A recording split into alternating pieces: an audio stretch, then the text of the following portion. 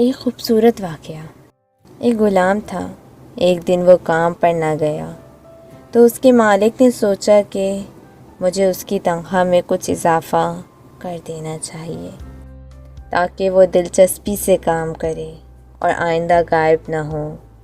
اگلے دن مالک نے اس کی تنخواہ سے زیادہ پیسے اسے دیے، جو اس نے خاموشی سے رکھ لیے۔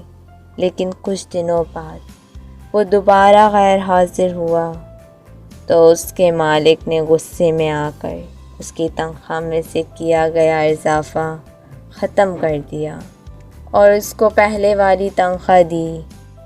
غلام نے اب بھی خاموشی اختیار کی تو مالک نے کہا، جب میں نے اضافہ کیا تو تم خاموش رہے، اور اب جب کمی کی تو پھر بھی خاموش ہو کیوں؟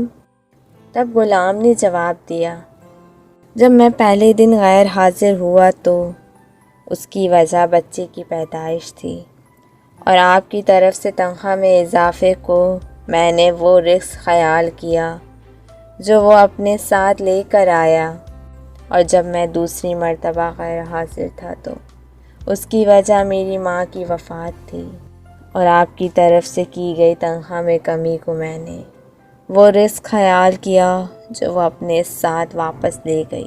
پھر میں اس رزق کے خاطر کیوں پریشان ہوں جس کا ذمہ خود اللہ نے اٹھایا ہوا ہے۔ جزاک اللہ۔ سبحان اللہ۔